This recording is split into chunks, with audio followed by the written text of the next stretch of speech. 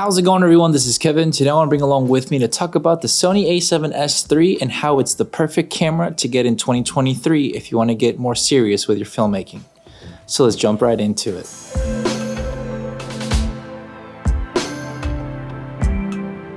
This camera is a couple years old now, and now they came out with the ZV-E1, which is essentially a smaller version of this, and the FX3, and you also have, well, the FX3. So now why would you get this camera in 2023 when you have maybe some new alternatives? When it comes down to this camera now being a couple years old, there is a wonderful thing called the resellers market. So if you go to companies like MBP, Adorama, B&H, KEH, and all those kind of places, they tend to have these cameras for sale, used in really great conditions, and they're under $3,000. Most of the ones that I've seen have been in the $2,500 range, which has been pretty great because this camera, when it first came out, was $3,500, and well, it packs a punch to this day still. So I thought I would recommend you to get this camera if you want to get more serious with your filmmaking, and also to save some money doing so because, well, some of the other more cinema type of cameras are a little bit more on the expensive side. Now, why would I recommend this camera specifically and not the FX3 or maybe getting something on that kind of line if you're wanting to do more filmmaking? Well, the main reason why is, well, you're saving about $1,000 or more when it comes down to buying this camera used currently in this market and for 2023. This camera alone, with the specs that it has, getting it to around the $2,500, even the $2,600 range is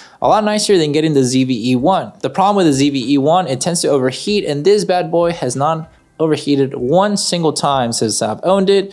And to be honest, if you're having to spend money on a camera that has 4K all the way to 120, you kind of don't want it to overheat easily when it comes down to even the 4K 24 frames per second, like I've heard with the ZV-E1. So that kind of got me thinking about this video and kind of giving you that advice of why I would try to find the A7S III used in today's market better than buying the ZV-E1, despite all the kind of cool little new features with cropping as it follows you along, or the better stabilization to a certain degree, even though it's cropped in. It does have like the, I guess, vlogging mode, if you will, and among other AI kind of features that they're trying to market to you that you probably won't even be using whatsoever when it comes down to your filmmaking skills. So for me personally, I think having a camera like the Sony A7S III right now with the used market at $500 range average, I think you're gonna get a more bang for your buck camera so that you can have 4K all the way to 120 with 10-bit color, no overheating, a really great size camera despite of it being full censored. But even better is if you want to do some sort of photos as well, this one has a little bit better when it comes down to with the viewfinder and everything than, like, for example, the FX3 or the ZV-E1. At least you can get some photos with this camera a lot smoother than, well, the alternatives. We said that this camera, to be honest, has been a workhorse for any video that you're trying to do. You're gonna have a lot more simplicity when it comes down to color grading, to creating a lot more, whether you want to do super slow motion, even all the way to the full HD 240 frames per second, 4K 120, 4K 60, without any of the crops or anything like that you would deal with, like, for example, a Sony A7 IV with a 4K 60.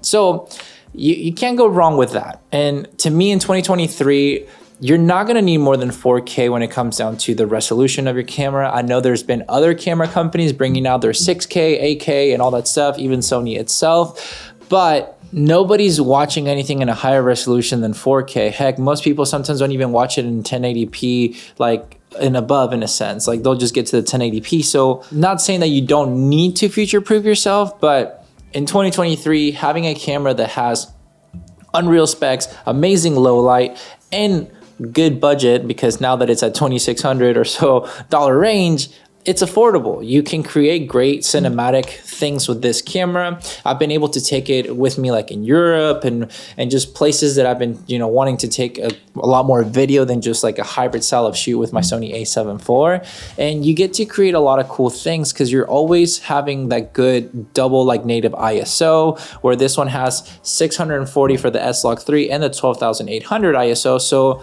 you're gonna get a really clean image out of it. And guess what? Once again, no overheating when it comes down to it. You're gonna have a phenomenal camera for almost the price, a little bit more of a change, if you will, than the ZVE1, or even getting the Lumix S5 Mark IIs and everything like that. I mean, those are great, but it's kind of like a different type of stuff, but like the hybrid section, if you will. But if you're wanting to get more serious into your filmmaking or anything like that, and you want to have a camera that's going to be very, very good for the next few years, even despite the lack of freaking firmware updates or whatever that Sony tends to do, you're still going to have great autofocus, great low light, great resolutions, and everything that you can't go wrong with the pricing point. The 10-bit color grading with this has been really great. If you ever want to do more like the HDMI port like recording with like the Atomos Ninja 5, you can get all that stuff too. But it's just a great camera to have. I think that you're not going to go wrong with it if you want to get more serious with your filmmaking in 2023, especially finding these used now that you have more people trying to get the ZVE1 or trying to get, the Sony A7R5 or anything along those lines, because they maybe want to have a little bit different spec'd out kind of camera, or even the people that want to go to an FX3, because that's more of a cinema line, if you will, because you're able to do a lot more with it, but the cameras are the same. There's just minor different, updates in the software and the firmware and everything like that from the Sony A7S III to the FX3. So personally, I think in 2023, you should get a Sony A7S III if you're, contemplating getting something like that, because guess what? It's probably going to be the best time to get it right now if you're wanting to get ahead of it before maybe the resale market goes crazy again, because you know how that went with the Fuji X100V. But the Sony A7S III has been one of my favorite cameras that I've ever owned when it comes down to the video. It's just too good not to use it for video. I sometimes regret not bringing it with me when I only bring my Sony A7 IV, because I'm like trying to condense down. I kind of just always go like, man, I wish I had my Sony A7S III, because I could capture this and that in low light and have a cleaner image than I could with my Sony A7 IV, and also with the different frame rates to be able to, do everything that I would want to in a better way. But that's pretty much it when it comes down to it. I mean, to me, the main factor of this camera is just, it's a popular camera. Will they have a new version of it anytime soon? Who knows? They might.